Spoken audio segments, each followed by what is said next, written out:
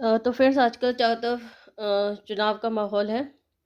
पंजाब चुनाव, उत्तराखंड के चुनाव, यूपी के चुनाव, सभी लोग आजकल चुनाव की बातें करते हैं, कौन जीतेगा कौन नहीं जीतेगा। तो ऐसे में जो प्रत्याशी हैं वो भी तरह तरह के उपाय कर रहे हैं। कुछ लोग अपने धन का प्रयोग कर रहे हैं, कुछ लोग अपने बल का प्रयोग कर रहे हैं, कुछ लोग अपनी मीठे मीठे वायदों का प्रयोग कर रहे हैं और कुछ लोग कड़ी मेहनत भी कर रहे हैं। चलिए हम भी कुछ चुनाव जीतने के लिए ज्योतिषीय उपाय बता देते हैं, astrological tips to win an election. तो सबसे पहले आपको जो है अपना चंद्रमा जो है गोचर में देख लेना चाहिए। अगर आपका चंद्रमा जो है आपकी राशि से 1, 3, 6, 10, 7, 11 भाव में होता है तो शुभ फल देता है। तो इन्हीं दिनों में आपको चुनावी सभाएं करनी चाहिए, पर्चा भरना चाहिए। तो गोचर जो है मूर्त एस्ट्रोलॉजी है, जो गोचर है वो भी बहुत महत्वपूर्ण होता है, तो उसका विशेष ध्यान रखना चाहिए कोई भी शुभ काम करते समय। और चंद्रमा क्योंकि आपके मन का कारक होता है और डेली जो आप एक्टिविटी करते हो वो भी चंद्र से ही देखी जाती है। और चंद्र जो है फास्ट मूविंग प्लानट होता है, तो इसलिए जब हमें दिन की एक्टिविटी देखनी होती है तो हम चंद्र से ही देखते हैं। तो इसलिए चंद्रमा की स्थिति देख के ही आपको अपना कोई भी काम करना चाहिए। जैसे आप कोई चुनावी रैली संबोधित करने जा रहे हैं या फिर आप अपना प्रत्याशी का पर्चा भरने जा रहे हैं तो उसका भी ध्यान रखना चाहिए। दूसरा है राहु काल। राहु काल में कोई भी काम नहीं करना चाहिए। राहु काल में कोई भी काम जब आप स्टार्ट करते हैं उसमें बहुत ज़्यादा प्रॉब्लम आती है और जो पूर्ण होने के चांसेस बहुत कम होते हैं। तो आपको राहु काल के विषय में पता होना चाहिए।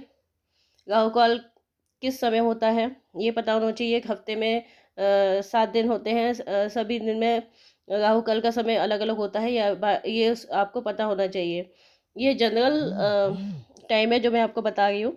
लोकल टाइम के अनुसार थोड़ा सा राहु काल ऊपर नीचे हो सकता है, वो आपको चेक करना होगा अपने शहर के अकॉर्डिंग। रविवार को शाम को 4:30 से 6 बजे तक राहु काल होता है। सोमवार को 7:30 से 9 बजे तक सुबह राहु काल होता है। मंगल को दोपहर में 3 से 4:30 बजे तक राहु काल होता है। बुध को दोपहर में 12 से 1:30 बजे तक राहु काल होता है।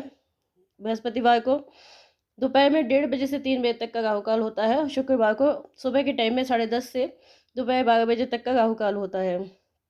शनिवार को सुबह 9 से 10:30 बजे तक राहु काल होता है। तो आपको इन इन इस समय के दौरान कोई भी आप नया काम ना करें, ना ही अपना जो प्रत्याशी का पर्चा भरें, ये सब आपको ध्यान रखना चाहिए। इसी तरह से जो नक्षत्र होते हैं, आपका चंद्रमा उस पर्टिकुलर डे पे किस नक्षत्र में, ये भी आपको देखना चाहिए। कुछ नक्षत्र शुभ होते हैं, कुछ अशुभ होते हैं, कुछ मध्यम होते हैं। तो शुभ नक्षत्र में ही कोई काम करना चाहिए और अपने जो जन्म नक्षत्र है उससे भी अपने जो शुभ नक्षत्र है उसकी स्थिति देख लेनी चाहिए। 15 नक्षत्र जो होते हैं वो शुभ माने गए हैं। उसमें रोहिणी, अश्विनी, मृगशिरा, पुष्य, हस्त, चित्रा, रेवती, श्रवण, स्वाति, अनुराधा, उत्तर भाद्रपद, उत्तर आषाढ़, उत्तर फाल्गुनी, धनिष्ठा, पुनर्वसु। तो ये जो नक्षत्र होते हैं वो शुभ नक्षत्र कहे जाते हैं और इनमें किए गए सभी कार्य सिद्ध और सफल होते हैं। तो इनका आपको विशेष रूप से ध्यान रखना चाहिए कि उस पर्टिकुलर डे पे कौन सा नक्षत्र है।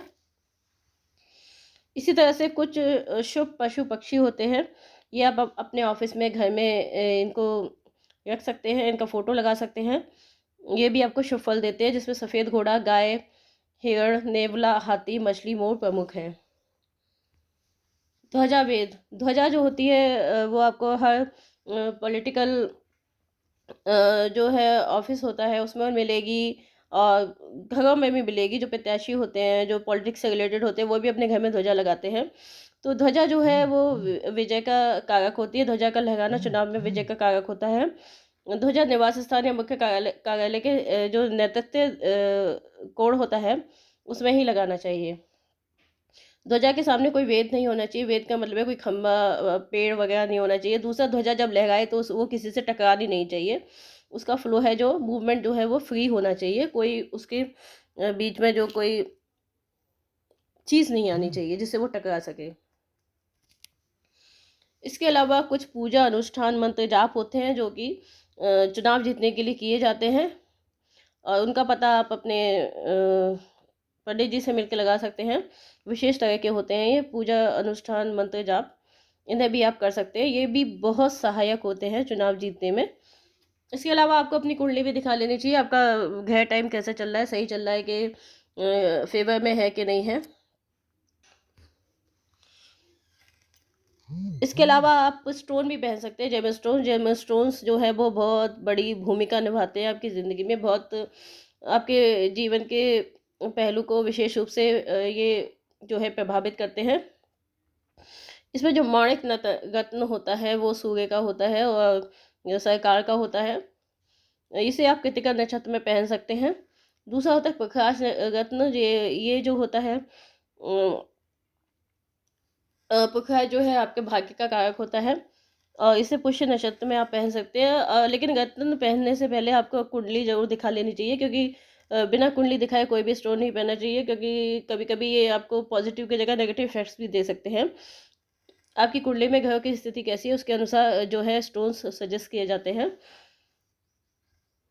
तो फ्रेंड्स, ये था कि चुनाव में आप कैसे जीत सकते हैं, कौन से उपाय कर सकते हैं, ज्योतिष में कौन कौन से उपाय हैं वो किए जा सकते हैं चुनाव जीतने के लिए। अगर ये वीडियो आपको पसंद आए तो आप इसे लाइक और सब्सक्राइब जरूर कीजिएगा।